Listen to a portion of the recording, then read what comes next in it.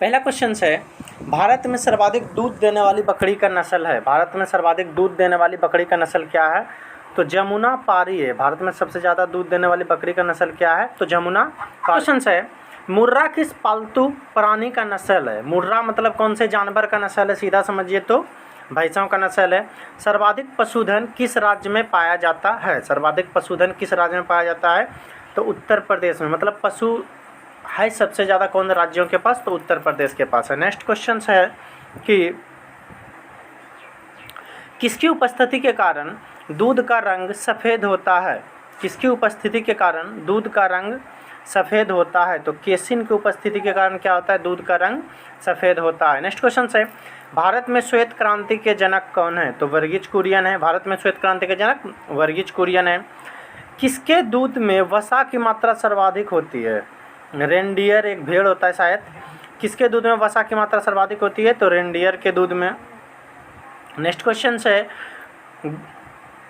गरीबों की गाय के नाम से कौन से जानवर को जाना जाता है? गरीबों की गाय के नाम से किसे जाना जाता है? तो बकरी को जाना जाता है। गरीबों की गाय बकरी को जाना जाता है। विश्व की दूध की रानी किस नस्ल की बकरी को कहा जाता है? विश्व की दूध की रानी किस बकरी के नस्ल को कहा जाता है? तो सानेन को। नेक्स्ट क्वेश्चन है, एपीकल्चर किससे संबंधित है? मधुमक्खी पालन से संबंधित है। एपीकल्चर किससे संबंधित है? तो मधुमक्खी पालन से संबंधित है। नेक्स्ट, लाल क्रांति का संबंध किससे? मांस उत्पादन से है। दूध उत्पादन में भारत में का विश्व में स्थान कौन सा है? तो पहला स्थान है। मतलब सबसे ज़्यादा दूध भारत में उत्पन्न होता है। भारतीय डेयरी निगम की स्थापना कब हुई थी? 1970 ईस्वी में हुई थी। भारतीय डेयरी निगम की स्थापना 1970 ईस्वी में हुई थी। खरीफ के मौसम का समय क्या? मतलब खरीफ फसल जो होता है उसके मौसम का समय क्या है? तो जून से सितंबर तक है। जून से सितंबर तक खरीफ मौसम का समय है। अगला क्वेश्चन है, विश्व में प्राकृतिक रबड़ का सबसे बड़ा उत्पादक देश क्या है? तो थाईलैंड है। भारतीय दलहन अनुसंधान संस्थान कहाँ स्थित है? कानपुर में स्थित है। भारतीय दलहन अनुसंधान संस्थान कहाँ है? कानपुर में स्थित है। नेक्स्ट क्वेश्चन है, फूलगोभी का खाने वाला भाग क्या है? तो पुष्पक्रम है। फूलगोभी का खाने वाला भाग क्या है? पुष्पक्रम है। सबसे बड़ा पुष्प क्या है? तो रिप्लेसिया है। ट्विंकल रोग किस फल में होता है? ट्विंकल रोग किस फल में होता है? तो नींबू में होता है। नेक्स्ट है, भारत का विश्व में गेहूं उत्पादन में कौन सा स्थान है? तो दूसरा। पहला कौन है? चाइना होगा पहला, चीन होगा। नेक्स्ट क्वेश्चन है, हरित क्रांति के दौरान सबसे ज़्यादा कौन सा खाद्यान्न फसल मतलब बढ़ा? तो गेहूं बढ़ा। भारत में कपास उत्पादन में अग्रणी राज्य कौन सा है? तो गुजरात है।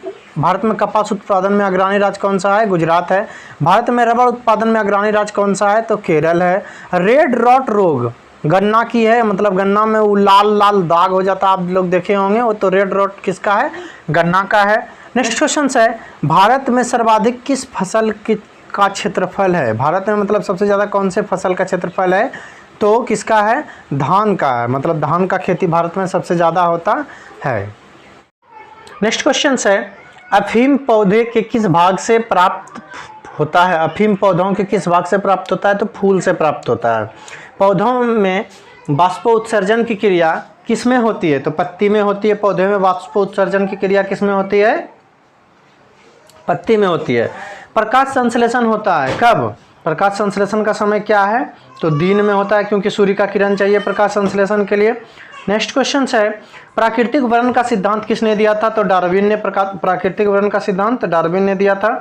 पौधे में प्रकाश संश्लेषण की क्रिया कहाँ होती है? तो क्लोरोप्लास्ट पत्ती में एक जगह है, वहीं पर होता है। नेक्स्ट क्वेश्चन है, वन अनुसंधान संस्थान कहाँ है? तो देहरादून में है।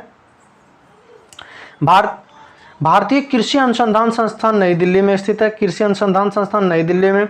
सबसे लंबा जीवित वृक्ष क्या है? सिकोया है। भारत में हरित क्रांति का जन्मदाता कौन है? MS स्वामीनाथन है।